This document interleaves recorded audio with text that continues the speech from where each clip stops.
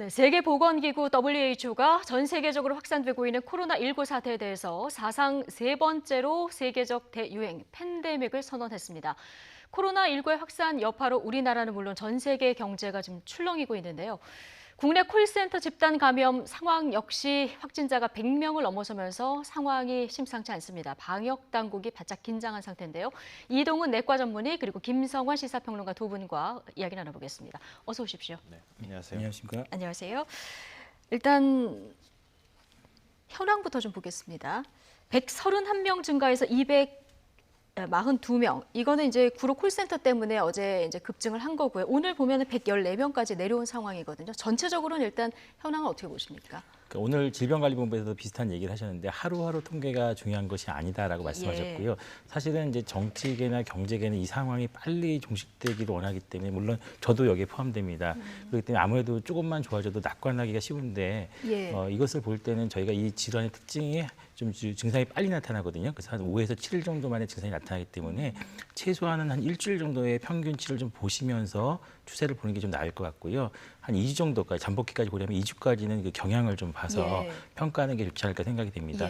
확실하게 그 수도권 지역의 그 지역사회 감염이 시작됐다는 것은 좀 우려할 만한 점인 것 같고요. 이분들이 어떻게 그 가족 간의 전파를 해서 또 다른 지역으로 퍼질지 그걸 좀 봐야 될 것 같습니다. 네, 하루하루 집계는 크게 의미를 두지 말고 이제 상황을 전반적으로 봐야 된다는 말씀해 주셨는데 지금 말씀하신 구로구 콜센터 상황이요.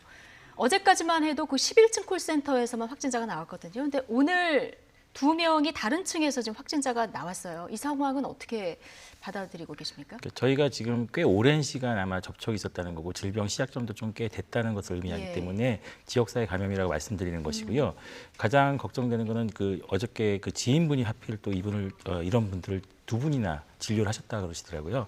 이 얘기를 들어보니까 감기랑 전혀 다를 바가 없대요. 그냥 목이 좀 아프고 기침나고 그래서 전혀 당신도 코로나19라고 생각을 못했었기 때문에 검사도 의뢰를 안 했던 것이고요. 늘 이쯤 환절기 때 앓는 그냥 감기 증상. 네, 그렇기 때문에 그래서 감염학회에서 2, 3주 전쯤에 이런 말씀을 드렸습니다.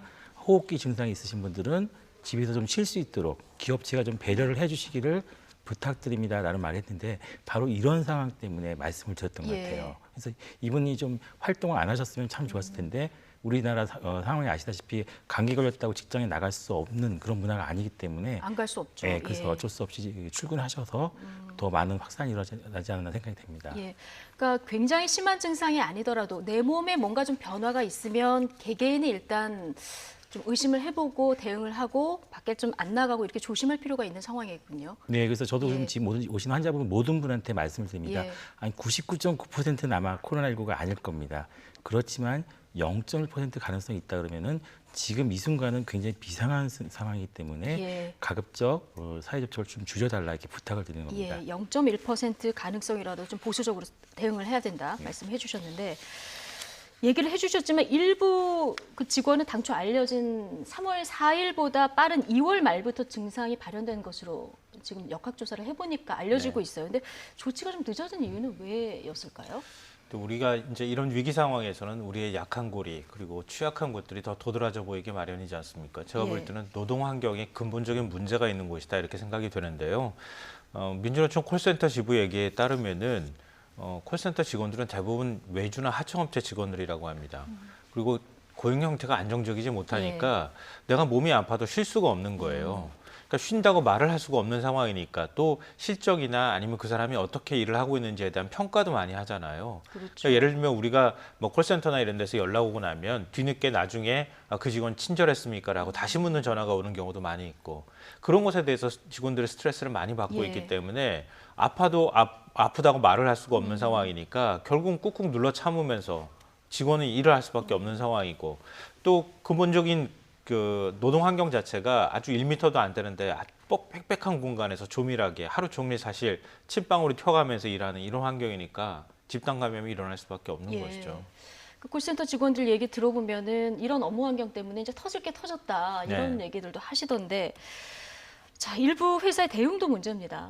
지금 한 콜센터에서 확진자 5명이 나왔는데요. 열이 난다. 직원이 이렇게 얘기하니까 상사 한 분이 집에 가고 싶냐 이렇게 대응을 했다고 합니다. 이게 대구의 한 콜센터 얘기인데요. 예. 여기에서 집단 감염이 일어난 것으로 확인이 됐습니다. 근데 한 직원이 이제 열이 나서 아프다고 얘기를 하니까 관리 직원이 와서 체온계를 여러 개 갖고 와서 계속 예. 체온을 측정했다고 합니다. 이렇게 보니까 열이 나고 있는 거죠. 그런데도 그 직원한테 지금 집에 가고 싶다는 얘기냐 이렇게 얘기를 했다고 하고요. 1시간 동안 붙잡아두면서 결국 조퇴를 할 수 있도록 서류를 예. 작성해야 뭐 보내줄 수 있다 이렇게 얘기를 했다고 하는데요. 근데 좀 놀라운 사실은 이게 그 대구에서 한창 환자가 많이 발생할 시점에 이렇게 대응을 했다는 거예요. 그러니까 주변에서 환자들이 막 폭증하고 있는 상황인데 이런 일들이 있다고 하면 곧바로 가서 검사를 받도록 조치한다거나 예. 아니면 다른 직원이 감염이 됐을 가능성에 대해서도 생각하면서 직원들 간에 어떤 그 자가격리 조치를 한다거나 이런 조치를 취했어야 하는데 그런 걸 안 시점등을 했다는 고려할 때 거죠. 조금 이해하기 어려운 반응이에요. 네. 예. 그러니까 그렇게 하면서 결국은 여기에 감염자들이 늘어나는 현상이 발생할 수밖에 없었다고 하는 예. 겁니다. 자, 서울 콜센터 상황을 보면은 여기 콜센터 직원들 대부분 구로역이나 신도림역 혹은 이제 버스를 타고 출퇴근을 많이들 하셨는데 지금 이 상황에서 대중교통 이용하시는 분들까지 이 조사는 불가능한 거고요. 이럴 때 가장 효과적인 대응은 어떤 겁니까? 그 사실은 이제 다들 많이 불안해하실 것 같습니다. 예. 저도 이제 환자분 진료 볼 때 대중교통 이용하시는지 여쭤보고 있는 상황인데요. 그 가장 그 비교할 수 있는 것들이 이제 우리가 어떻게 대응을 했느냐에 따라 달라지는 것 같습니다. 예. 최근에 이제 분당 서울대병원에서 확진자 한 분이 나오셨는데 병원이라는 특성상 모든 분이 마스크라든지 위생 활동을 다 하셨거든요. 그래서 네. 추가 환자가 발생되지 않고 있습니다. 최근 우리나라 많은 분들이 마스크라든지 개인 위생을 열심히 하셨기 때문에 내가 대중교통을 이용한다 하더라도 추가 발생할 가능성이 굉장히 적지만 예. 그럼에도 불구하고 지금 만약에 내가 지하철이나 이런 걸 자주 이용하시는데 호흡기 증상이 있다. 그리고 열이 난다 그러면은 한번 선별지에서 가셔가지고 검사를 받아보시는 게 바람직하지 않을까 생각이 됩니다. 그런데 너무 빨리 가시면은 또 검사에서 결과가 안 나옵니다. 증상이 없으면은 예. 이게 바이러스 대응이 너무 적기 때문에. 초기에는 안 나오는 경우가 있기 예, 때문에. 그렇죠. 예, 그래서 그때는 이제 그 감기 그 약을 네. 드시면서 이게 집에서 좀 치료를 하시고 네. 만약 열이 계속 나시거나 증상이 나빠지시면은 진료를 받아보셔야 됩니다. 아, 그러니까 개인들이 판단하기엔 이게 내가 지금 선별진료소를 가야 할 단계인지 아닌지 판단하기 굉장히 어려운 단계인데 어쨌든 조금 조심스럽게 접근하는 게 좋겠다는 말씀을 해주셨는데 개인 위생을 지금 개인이 지켜야 되는 이게 가장 중요한 상황인데요. 그 대중교통 이용할 때 손잡이나 이 봉 같은 거 잡아야 되는 상황이 있잖아요. 이런 거 좀 조심해야 된다는 얘기는 하는데 그런데 저번에 저희 아이와 이제 버스 탈 일이 있어서 탔는데 어르신들 이거 안 잡으면 넘어지는 위험이 있어서 굉장히 또 고민스러운 상황인 것 같거든요. 어떻게 하는 게 좋습니까? 사실은 이제 그 잡으셔야죠. 어떻게 하겠습니까? 예. 사실은 이제 제일 좋은 거는 혼잡도라 그래서 버스 타시는 분들의 전체적인 그 승객 수를 줄이는 게 제일 좋습니다. 그래서 뭐 선진국 같은 경우는 아주 극단적인 경우에는 이게 그 출근 시간대를 좀 조절해가지고 혼잡도 예. 낮추는 그런 조치까지도 취한다고 하는데요. 만약에 잡았으면은 우리 피부는 굉장히 강력한 방어 인자이기 때문에 그 잡고 난 다음에 손만 잘 씻으시면 되시고요. 그다음에 예. 손을 안 씻으시면 얼굴에 손을 안 대시면 어차피 바이러스 전파가 안 되기 때문에 너무 과도한 불안감을 가지실 필요는 없으실 것 같습니다. 아, 예. 그러면 뭐 잡았더라도 소독제로 뭐 손 소독을 깨끗이 하거나 잘 씻으면 괜찮다. 너무 예. 불안해할 필요는 없다. 또 하나 지금 불안해하시는 것이 서울 콜센터 확진자의 남편이 감염이 되는데요. 이분이 금천구의 마을버스 운전기사입니다. 버스 타셨던 분들, 이 버스를 이용하시는 분들 조금 불안할 수도 있을 것 같은데 실제로 이런 경우에 감염 사례가 있는지 그리고 일반적으로 감염될 수 있는 거리가 어느 정도인지. 아마 그 예. 중국에서 나온 뉴스들 때문에 아마 네. 불안해하시는 것 같더라고요. 중국에서 뉴스에서 4.5m 거리 떨어진 분이 감염이 됐다. 아마 이런 예. 뉴스를 접하셨을 텐데 그 뉴스 기사가 처음 나왔을 때는 난방기가 그래서 팬 같은 게 있을 때 그 앞에서 기침하시거나 이럴 경우는 바이러스가 좀 튀어나갈 수가 있고요.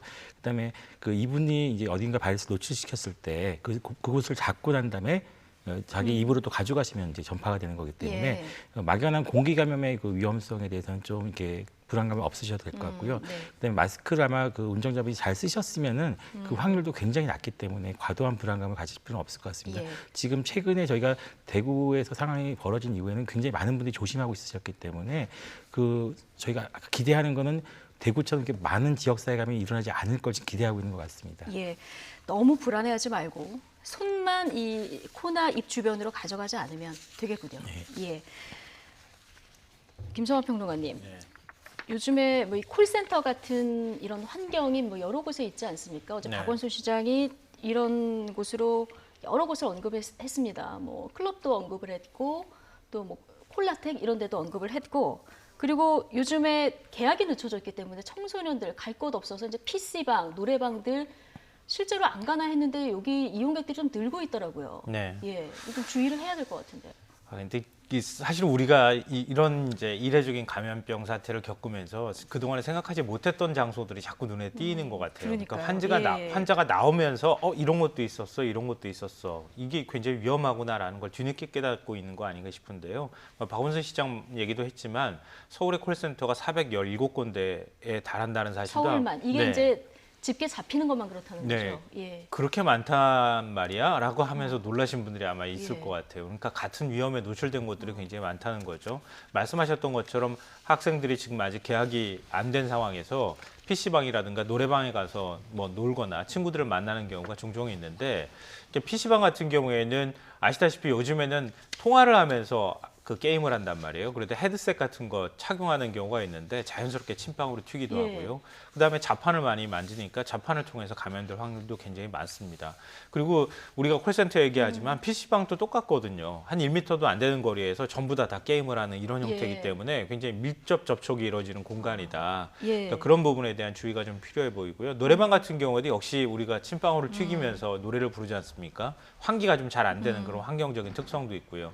그래서 정부가 사업 유형별 감염 관리 지침을 지금 만들겠다 이렇게 얘기를 했는데요. 일단 기본적으로는 이렇게 사람들이 모이지 않도록 하는 게 제일 1순위인 것 같고요. 예, 이런 가능하면. 환경 예. 자체를 바꾸는 게 제일 좋겠지만 환경이 지금 뭐 스포츠 센터라든가 PC방 그리고 클럽이나 이런 것들이 전부 다 업장별로 또 환경이 다르잖아요. 네. 그러니까 일률적인 지침을 만들기는 쉽지 않아서 현재로서는 가급적 이런 곳에 가지 않도록 하는 게 최선의 네. 방법인 것 같다. 네. 이렇게 말씀드리고 네, 싶습니다. 학생들 지금 학교도 못 가고 학원도 못 가고 PC방도 못 가고 굉장히 답답할 것 같은데 네. 조금은 인내해서 기다려 주셨으면 하는 이런 바람이고요. 그런데 그 박원순 시장이 콜센터는 집단 감염에 취약한 사무 환경이니까 사회적 거리두기 같은 이런 권고를 따르지 않으면은 시설 폐쇄 명령도 얼마든지 할 수 있다 이런 얘기를 했거든요. 가능할까요? 근데 지금 사회적 거리두기까지 콜센터를 하라고 하면 아마 지금 상태에서는 금방 그렇게 전환하기는 쉽지 않을 거예요. 그렇죠. 그래서 예. 현재로서는 재택근무를 하는 것도 사실은 보안 프로그램이나 이런 문제들 때문에 금융권 같은 경우나 아니면 보험사의 콜센터 직원들은 그것도 또한 쉽지 않은 상황이라고 하거든요. 그래서 이런 경우에는 사업자 자체가 지자체하고 협조를 해서 일단 직원들을 분산 조치하는 방향으로 지금 가는 것 같아요. 그러니까 재택근무가 가능한 사업장의 경우에는 재택근무를 가급적이면 활용할 수 있도록 하고 예. 직원들이 이렇게 가깝게 접촉하지 않도록 밀집도를 떨어뜨리는 방식으로 사업장을 좀 분리하는 조치들을 빨리 시급히 취해야 되지 않을까 생각합니다. 예. 김성환 평론가 얘기해 주셨지만 전국에 콜센터가 굉장히 많습니다. 지금 여기 근무하시는 분들만 하면은 통계청 집계는 7만 6천이지만 지금 노동계 집계는 40만까지 나오고 있거든요. 뭔가 전체적으로 효율적으로 관리할 방법이 필요할 텐데요.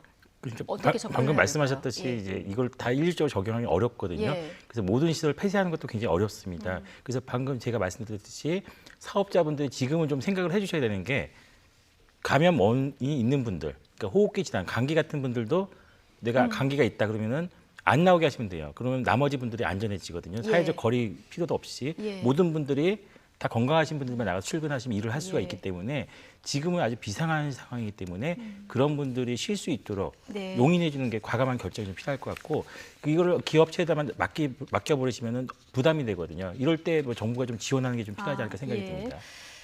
사업주들의 판단 그리고 여기에 더해서 이제 정부의 지원책 같은 것이 함께 마련돼야 된다는 얘기해 주셨습니다. 이 꺾일 줄 모르는 코로나19 기세에 사회 곳곳의 풍경도 달라졌습니다. 선거 운동 대신 방역에 나선 정치인들 모습도 눈에 띄었는데요. 박광렬 앵커가 이모저모 정리해봤습니다. 네, 코로나19 확산 속 방역을 위한 각종 자가 대책이 나오고 있습니다. 효과가 있는지 짚어보겠습니다.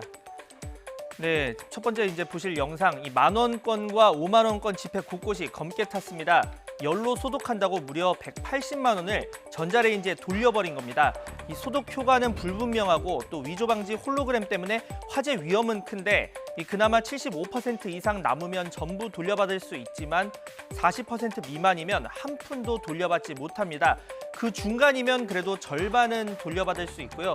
참고로 이렇게 지폐가 탔을 때 재가 떨어지지 않고 원래 모양을 유지한다면 남아있는 면적으로 인정이 되니까 재를 털지 말고 상자에 담아서 그대로 옮기는 게 좋습니다.